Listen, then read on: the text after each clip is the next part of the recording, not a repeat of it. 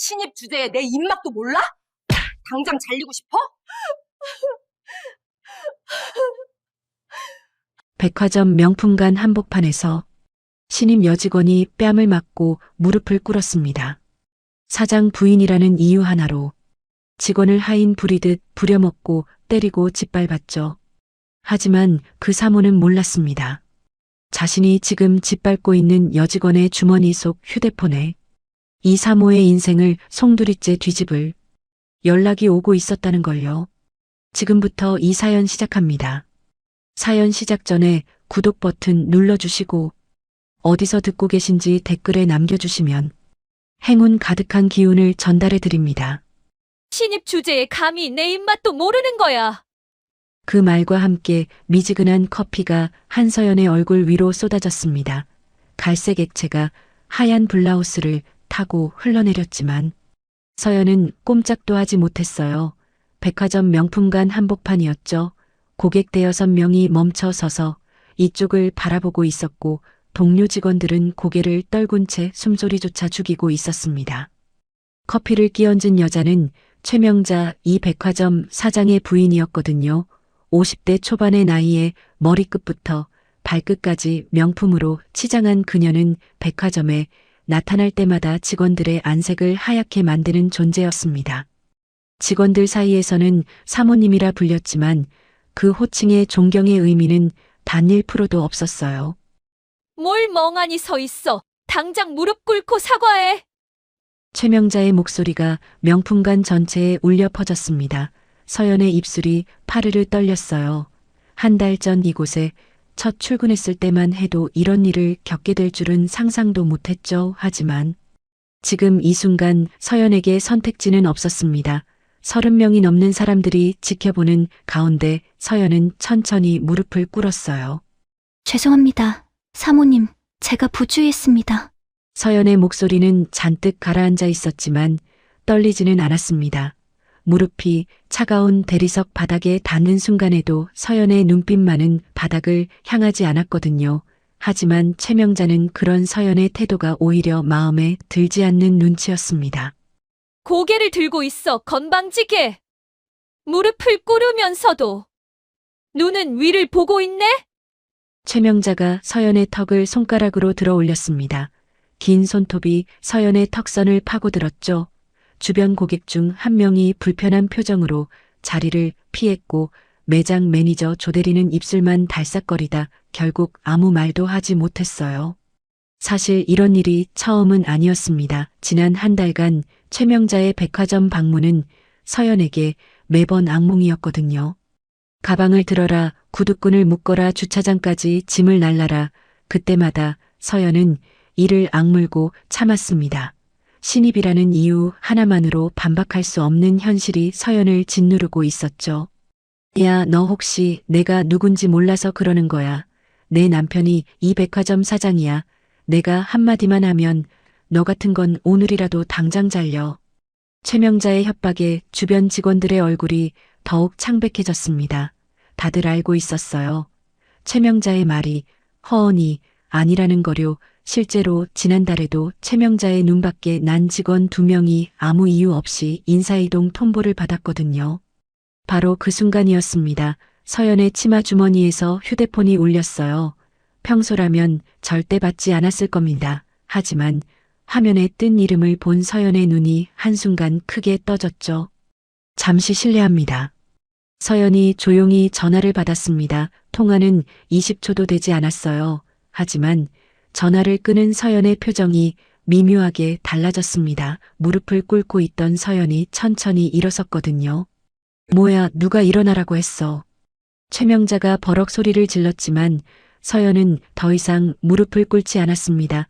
그리고 정확히 30분 뒤였습니다. 백화점 1층 정문 유리문이 열리더니 검은 양복을 입은 남성 12명이 일렬로 걸어 들어왔어요.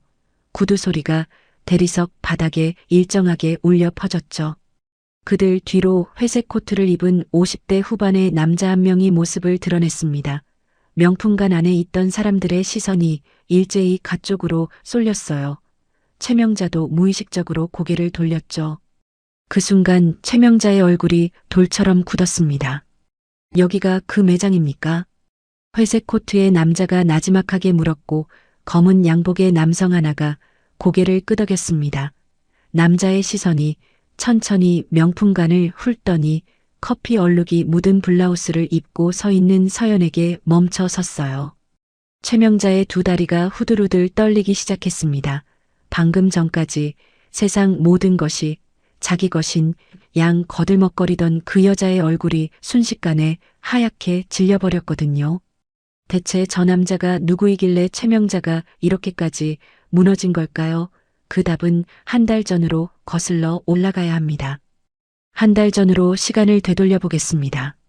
서연이 이 백화점 명품관에 처음 출근한 날은 벚꽃이 막 지기 시작하던 4월 초였어요. 지방의 작은 도시에서 서울로 올라온 서연은 원룸 보증금과 첫 달 월세를 내고 나니 통장에 남은 돈이 80만 원도 되지 않았습니다. 그래도 서연의 얼굴엔 설렘이 가득했죠. 대학을 졸업하고 수십 군데 이력서를 넣은 끝에 드디어 합격한 곳이었거든요. 서연의 부모님은 시골에서 작은 식당을 운영하고 있었습니다. 아버지는 과묵한 성격에 늘 투박한 작업복을 입고 주방에 서 있었고, 어머니는 홀에서 손님을 맞았죠. 식당 이름은 동기린의 밥상이었어요. 간판도 낡고 테이블도 6개뿐인 소박한 곳이었지만 동네 단골들의 발길이 끊이지 않는 그런 식당이었습니다. 아버지, 나 합격했어. 서울에 있는 백화점이야. 서연이 전화로 소식을 전했을 때 아버지는 한참을 말이 없었어요. 그러다 이윽고 낮은 목소리로 한마디만 했습니다. 고생할 텐데 괜찮겠냐? 그 짧은 한마디에 걱정과 응원이 동시에 담겨 있었죠. 서연은 활짝 웃으며 대답했어요. 당연하지, 내가 얼마나 독한 딸인데. 아버지는 전화 너머로 조용히 웃었습니다. 하지만 전화를 끊은 뒤 아버지의 표정은 웃음과는 거리가 멀었어요. 식당 주방 한쪽에 걸린 낡은 알치마를 벗으며 그는 창밖을 한참 동안 바라봤습니다. 그 눈빛 속에 어떤 감정이 담겨 있었는지는 아직 알 수 없었죠. 첫 출근날 서연은 30분 일찍 도착했습니다. 명품관은 아직 문을 열기 전이었고 유리문 너머로 반짝이는 조명과 진열대가 마치 다른 세계처럼 느껴졌어요. 서연에게 배정된 구역은 2층 핸드백 코너였습니다. 선배 직원인 박지은이 서연을 맞았죠. 서연 씨, 여기 일 자체는 어렵지 않아요. 고객 응대만 잘하면 되거든요. 지은 선배의 말에 서연은 고개를 끄덕이며 메모를 했습니다. 브랜드별 특징부터 고객 응대 매뉴얼까지 서연은 하나도 놓치지 않으려 했어요.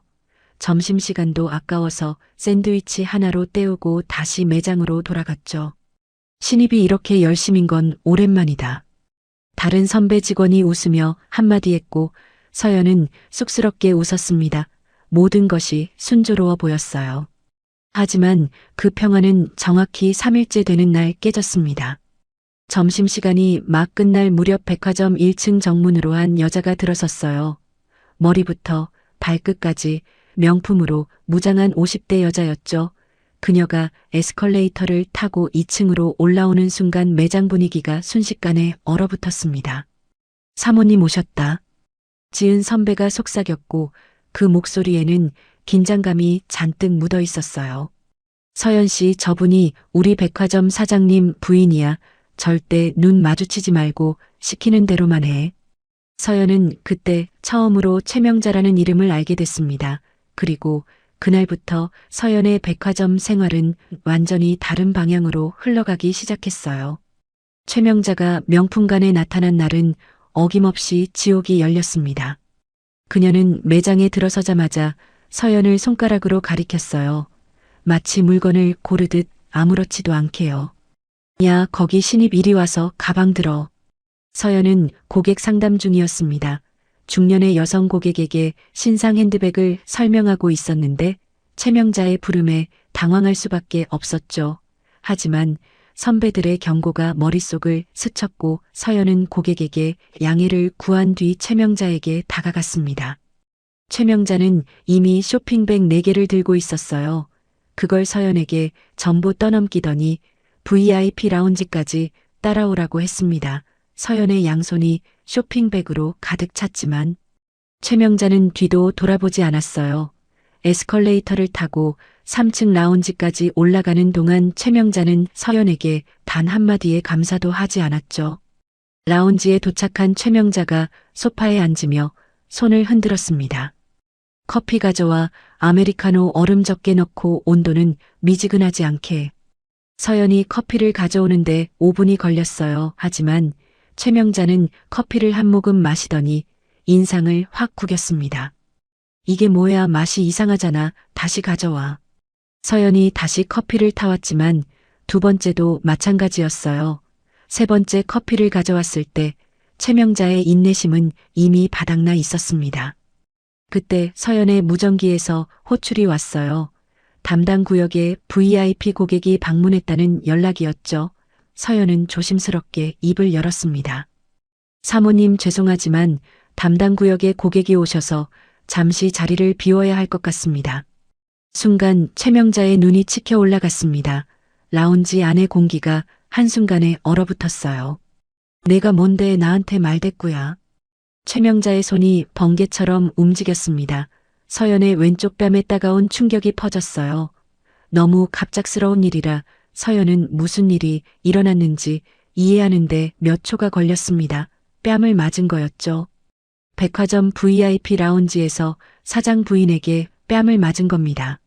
라운지에 있던 다른 고객 2명이 놀라서 자리를 피했고 직원 1명이 급하게 매장 매니저 조대리를 불렀어요. 하지만 조대리가 달려와서 한 일이라고는 서연에게 고개를 숙이라고 눈짓하는 것뿐이었습니다. 서연 씨, 사모님께 제대로 사과드려. 조대리의 목소리는 떨리고 있었어요. 그도 무서웠던 거죠. 사장 부인의 심기를 건드리면 자신의 자리도 위태로워진다는 걸 너무 잘 알고 있었거든요. 서연은 붉어진 왼쪽 뺨을 감싸 쥔 채 고개를 숙였습니다. 눈물이 차오르려 했지만 꾹 참았어요. 이를 악물고 참았습니다. 여기서 울면 지는 거라고 스스로에게 되뇌었죠. 죄송합니다. 사모님, 다시는 이런 일 없도록 하겠습니다. 최명자는 코웃음을 치더니 자리에서 일어났습니다. 나가면서 뒤도 돌아보지 않고 한마디를 던졌어요. 매니저, 저의 교육 좀 제대로 시켜. 다음에 또 이러면 남편한테 얘기할 거야. 그 말에 조대리의 얼굴이 하얗게 질렸고 서연은 텅 빈 라운지에 홀로 남았습니다. 왼쪽 뺨이 화끈거렸지만 그보다 더 아픈 건 자존심이었어요. 대학 시절 누구보다 당당했던 서연이 고개를 숙이고 뺨을 맞고도 참아야 하는 현실이 서연을 짓눌렀죠. 그날 밤 원룸으로 돌아온 서연은 거울 앞에 섰습니다. 왼쪽 뺨에 아직 붉은 자국이 남아 있었어요. 서연은 거울 속 자신에게 조용히 말했습니다. 참자, 조금만 더 참자. 그 뒤로 최명자의 갑질은 더 노골적으로 변했습니다. 일주일에 2~3번씩 백화점에 나타난 최명자는 유독 서연만 찾았어요. 다른 직원들은 눈을 피하면 그만이었지만 서연은 한 번 찍힌 뒤로 도망칠 곳이 없었죠. 화장실 청소부터 주차장까지 쇼핑백 나르기, 개인 차량 세차 확인까지 업무와는 아무 상관없는 자빌이 끝도 없이 이어졌습니다. 사모님, 그건 제 업무가 아닌데요. 서연이 한 번은 조심스럽게 말해봤어요. 하지만 돌아온 건 최명자의 비웃음뿐이었습니다. 업무가 아니라고? 내가 여기서 월급 받는 게 누구 덕인데? 내 남편이 사장이야. 내가 시키면 그게 내 업무인 거지. 그 말 앞에서 서연은 더 이상 반박할 수 없었어요. 주변 선배들도 안타까운 눈으로 바라볼 뿐 나서는 사람은 아무도 없었죠. 다들 자기 자리를 지키기에 급급했거든요. 그러던 어느 날 최명자가 서연에게 진짜 막장 같은 요구를 했습니다. 명품관에 진열된 한정판 핸드백을 살펴보던 최명자가 갑자기 가방 모서리에 난 흠집을 가리키며 소리를 질렀어요. 야, 이거 내가 낸 거 맞지? 내가 지난번에 왔을 때는 없었어. 서연은 황당했습니다. 그 흠집은 서연이 낸 게 아니었거든요. 진열대 관리 기록을 보면 바로 알 수 있는 일이었지만 최명자는 들을 생각이 없었어요. 이 가방 300만 원짜리야. 내가 변상해. 300만 원이라니. 서연의 월급이 240만 원이었습니다. 한 달을 꼬박 일해도 갚을 수 없는 금액이었죠. 서연의 눈에 눈물이 고였지만 최명자는 아랑곳하지 않았어요. 오히려 눈물을 보자 더 기세등등해졌습니다. 울기는 왜 울어? 잘못하고도 울면 다야 다음 월급에서 까든지 아니면 집에서 부모한테 돈 받아오든지. 부모라는 단어에 서연의 가슴이 쿵 내려앉았어요. 시골에서 작은 식당을 운영하며 겨우 생활하는 부모님에게 300만 원을 달라고 말할 수는 없었습니다. 서연은 고개를 숙인 채 대답하지 못했죠. 그날 밤 서연은 오랜만에 아버지에게 전화를 걸었습니다. 하지만 300만 원 얘기는 꺼내지 못했어요. 부모님 걱정시키고 싶지 않았거든요. 아빠, 나 잘 지내고 있어. 걱정 마. 짧은 통화였습니다. 아버지 한동길은 딸의 목소리가 평소와 다르다는 걸 단번에 알아챘어요. 하지만 딸이 괜찮다고 하니 더 캐묻지 않았습니다. 전화를 끊은 뒤 한동길은 식당 주방 의자에 앉아 한참을 움직이지 않았어요. 그의 주머니 속 낡은 폴더폰 옆에는 또 하나의 휴대폰이 있었습니다. 최신형 스마트폰이었죠. 그 화면에는 한 통의 보고서가 떠 있었어요. 보고서의 내용이 무엇이었는지는 아직 말씀드릴 수 없지만 한동길의 눈빛이 심상치 않았다는 것만은 확실합니다. 한동길은 식당 뒷문을 열고 밖으로 나갔어요. 어둑한 하늘 아래 서서 딸이 있는 서울 방향을 한참 바라봤습니다. 그리고 나지막하게 혼잣말을 했어요. 조금만 더 참아라, 아비가 지켜보고 있으니까. 그 말 속에 담긴 무게를 아직 아무도 몰랐습니다. 분노의 정점은 한 달째 되는 날 터졌습니다. 그날은 백화점에서 VIP 고객 초청 행사가 열리는 날이었어요. 명품 브랜드 신상품 런칭 파티였죠. 백화점 사장 박태호의 이름으로 초대장이 발송됐고 서울 각지에서 내로라 하는 손님 50여 명이 참석했습니다. 샴페인이 오가고 재즈 음악이 흐르는 화려한 자리였어요. 당연히 최명자도 그 자리에 있었습니다. 아니, 정확히 말하면 그 자리의 주인공처럼 행동하고 있었죠. 사장 부인이라는 타이틀을 온몸으로 과시하며 하객들 사이를 누비고 있었어요. 문제는 최명자가 서연을 행사장 웨이터로 투입시켰다는 겁니다. 명품관 직원인 서연에게 쟁반을 들고 음료를 나르라고 지시한 거였어요. 매장 매니저 조대리도 이건 아니라고 생각했지만 최명자의 눈앞에서 반박할 용기는 없었죠. 서연은 이를 악물고 쟁반을 들었습니다. 검은색 유니폼 대신 행사용 흰 셔츠로 갈아입고 손님들 사이를 돌며 샴페인을 나눠줬어요. 굴욕적이었지만 참았습니다. 오늘만 넘기면 된다고 스스로를 다독였죠. 이 정도밖에 못하는 게 요즘 신입 수준이야.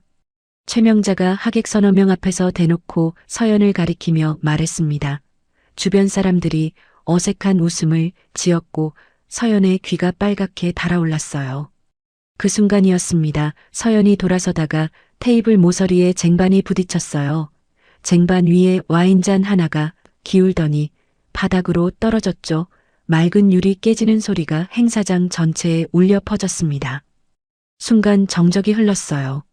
최명자의 얼굴이 순식간에 일그러졌습니다. 입술이 파르르 떨리더니 서연에게 성큼성큼 다가왔어요. 너 지금 뭐 한 거야? 손님들 앞에서 이 꼴이 뭐야? 최명자가 서연의 머리채를 움켜잡았습니다.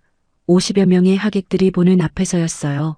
서연의 머리가 뒤로 젖혀졌고 두피가 찢어질 듯 아팠지만 비명은 나오지 않았습니다.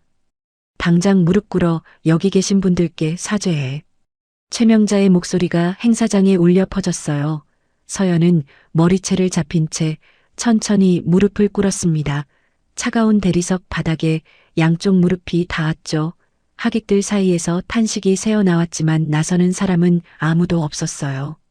서연의 눈에서 참고 참았던 눈물이 한 줄기 흘러내렸습니다. 하지만 고개는 숙이지 않았어요. 이를 악물고 정면을 바라봤죠. 바로 그 순간 행사장 한쪽 구석에서 누군가가 조용히 휴대폰을 들어 올렸습니다. 검은색 정장을 입은 40대 중반의 남자였어요. 손님들 사이에 섞여 있어서 아무도 눈치채지 못했죠. 그 남자의 휴대폰 카메라가 최명자와 서연의 모습을 정확하게 담고 있었습니다. 촬영이 끝나자 남자는 조용히 행사장을 빠져나갔어요. 그리고 밖으로 나가자마자 어딘가로 전화를 걸었습니다. 회장님 영상 보내드렸습니다.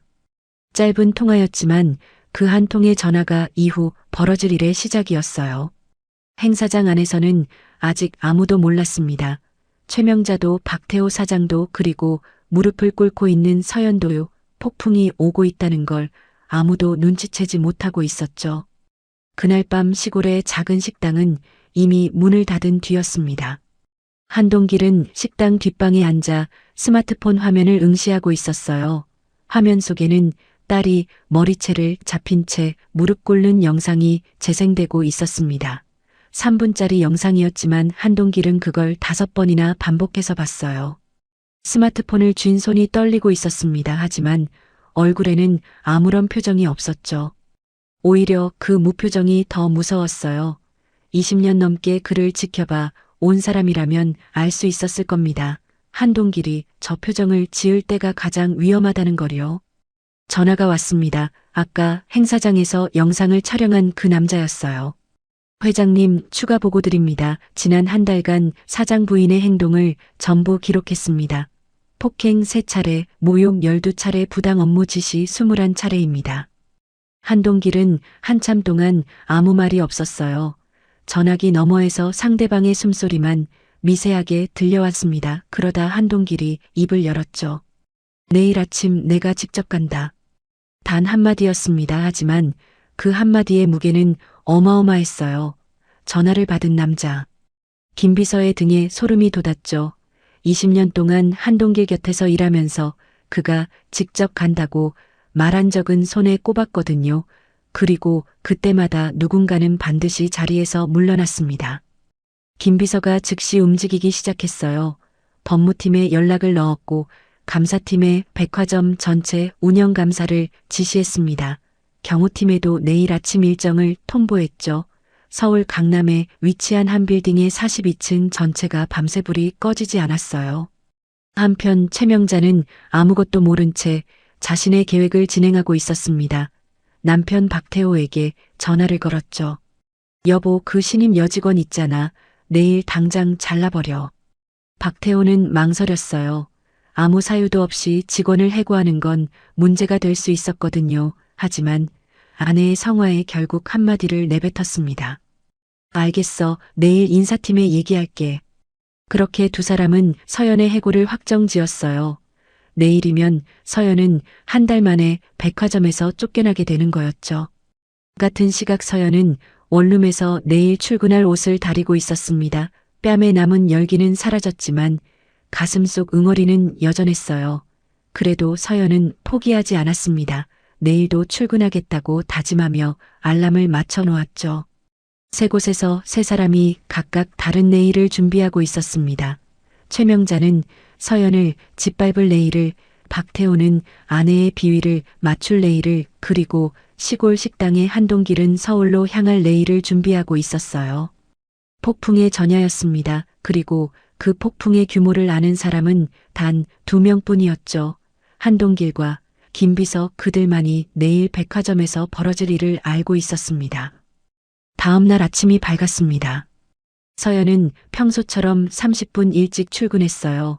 오늘이 자신의 마지막 출근이 될 수도 있다는 사실은 까맣게 모르고 있었죠. 매장 정리를 하고 있는데 매니저 조혜리가 어색한 표정으로 다가왔습니다. 서연 씨, 오늘 오후에 인사팀에서 면담이 있을 거야. 조대리의 눈을 보면 무슨 뜻인지 알 수 있었어요. 서연의 가슴이 철렁 내려앉았죠. 하지만 내색하지 않았습니다. 오전 10시 최명자가 백화점에 나타났어요. 오늘따라 유난히 기분이 좋아 보였습니다. 서연을 보자마자 입꼬리를 올리며 다가왔죠. 야, 오늘이 내 마지막 날이야. 짐 싸서 나갈 준비해. 최명자의 목소리에는 승리감이 가득했어요. 주변 직원들이 숨을 죽였고 서연은 입술을 꽉 깨물었습니다. 한 달간 참아왔던 것들이 목구멍까지 치밀어 올랐지만 서연은 끝까지 입을 열지 않았어요. 바로 그때였습니다.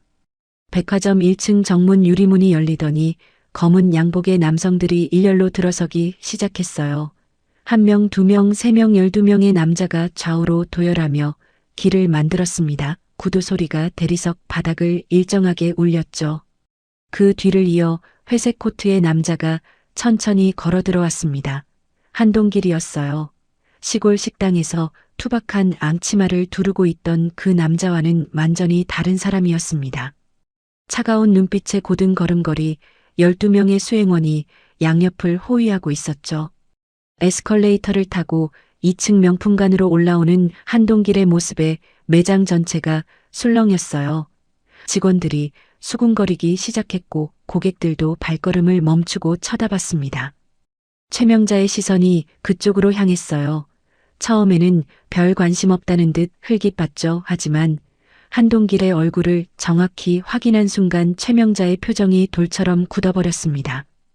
최명자는 그 남자가 누구인지 알고 있었거든요. 남편 박태호가 사장으로 있는 이 백화점이 소속된 그룹의 수장 한성그룹 회장 한동길이었습니다.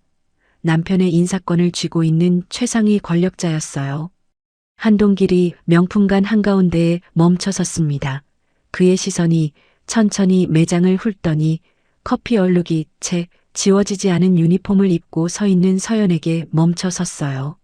한동길이 서연에게 천천히 다가갔습니다. 서연은 갑자기 나타난 이 남자가 누구인지 이해하지 못한 채 멈춰 서 있었어요. 한동길이 서연 앞에 섰습니다. 그리고 이 냉철한 남자의 눈가에 처음으로 감정이 스쳤어요. 고생했다 딸아. 나지막한 목소리였지만 명품관 전체가 정적에 휩싸였습니다. 서연의 눈이 크게 떠졌어요. 아버지라고, 아버지가 왜 여기에, 그것도 이런 모습으로. 서연의 머릿속이 하얗게 변했죠. 최명자의 얼굴이 사색이 됐습니다. 입술이 파르르 떨리기 시작했어요.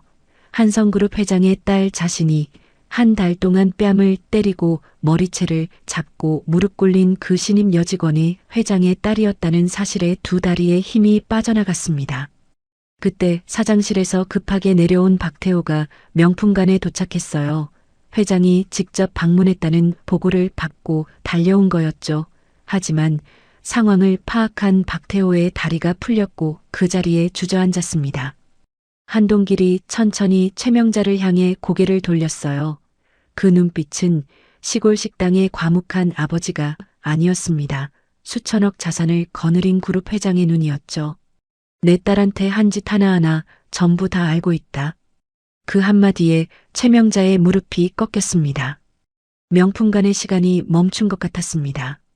최명자가 두 무릎을 꿇은 채 바닥에 엎드렸어요. 한 달 동안 서연에게 무릎을 꿇으라고 소리치던 그 입에서 이제는 울음 섞인 목소리가 흘러나왔죠. 회장님, 정말 몰랐습니다. 제가 눈이 멀었어요. 제발 한 번만 용서해 주십시오. 한동길은 아무 대답도 하지 않았습니다. 대신 김비서에게 눈짓을 했어요. 김비서가 서류 가방에서 문서 뭉치를 꺼냈죠. 법무팀이 밤새 준비한 자료였습니다. 폭행 3건, 강요 21건, 모욕 12건, 증거 영상과 직원 진술서 전부 확보되어 있습니다. 김비서의 목소리는 사무적이었지만 그 내용의 무게는 최명자의 인생을 짓누르기에 충분했어요. 한동길이 박태호를 바라봤습니다. 박태호는 아직도 바닥에 주저앉은 채 일어나지 못하고 있었죠. 박 사장, 오늘부로 해임이야. 아내의 갑질을 알고도 묵인한 책임을 져야지. 박태호의 입에서 신음 같은 소리가 새어나왔어요. 사장이라는 직함이 한순간에 사라지는 순간이었습니다. 30년 직장 생활의 끝이 이렇게 허무할 줄은 본인도 몰랐겠죠. 그리고 최명자 씨. 한동길이 처음으로 최명자의 이름을 불렀습니다. 최명자의 어깨가 움찔했어요.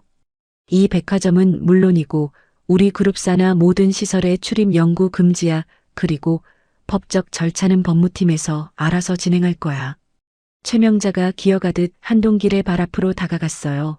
눈물과 콧물이 범벅이 된 얼굴로 연신 고개를 조아렸죠. 회장님, 제발 남편만은 살려주십시오. 제가 잘못했습니다. 제가 미쳤었어요. 하지만 한동길은 돌아보지 않았습니다. 이미 결정된 일이었거든요. 한동길이 서연에게 다가갔어요. 딸의 얼굴을 찬찬히 살피는 아버지의 눈에 미세한 떨림이 있었습니다. 투박한 손으로 서연의 어깨를 한번 두드렸죠. 원하면 그룹 본사로 와도 된다, 아니면 계속 여기서 일해도 좋고 내가 정해라. 서연은 한참을 아버지의 얼굴을 바라봤어요. 시골 식당에서 늘 과묵하게 웃던 아버지가 이렇게 거대한 사람이었다는 사실이 아직도 실감 나지 않았죠. 하지만 서연의 대답은 이미 정해져 있었습니다. 아빠, 나는 내 힘으로 할게. 여기서 처음부터 다시 시작할래. 한동길의 입가에 미소가 번졌어요. 역시 자기 딸이라는 표정이었죠. 서연이 바닥에 엎드려 있는 최명자에게 천천히 다가갔습니다. 최명자가 고개를 들어 서연을 올려다봤어요. 한 달 전 처음 만났을 때와는 완전히 뒤바뀐 위치였죠. 사모님, 사람은 누구한테든 그렇게 하면 안 되는 거예요. 상대가 누구의 딸이든 아니든 사람은 사람으로 대해야 하는 겁니다. 서연의 목소리는 담담했습니다. 분노도 원망도 아닌 그저 담담한 한마디였어요. 하지만 그 담담함이 최명자에게는 어떤 고함보다 더 크게 들렸을 겁니다. 한동길 일행이 백화점을 떠난 뒤 서연은 다시 명품관으로 돌아갔어요. 새 유니폼으로 갈아입고 진열대 앞에 섰죠. 마치 아무 일도 없었다는 듯이요. 그때 선배 직원 지은이 조용히 다가와 서연의 손을 잡았습니다. 그리고 다른 직원들도 하나둘 모여들었어요. 아무도 말은 하지 않았지만 조용한 박수가 명품관을 채웠습니다. 사람을 겉모습으로 판단하고 함부로 대하면 언젠가 반드시 그 대가를 치르게 됩니다. 오늘의 약자가 내일의 강자가 될 수 있고, 오늘 내가 짓밟은 사람이 내일 나의 운명을 쥔 사람일 수도 있어요. 세상은 그렇게 돌고 도는 거거든요. 여러분의 소원이 이루어지길 바랍니다. 행운 가득한 하루 되세요.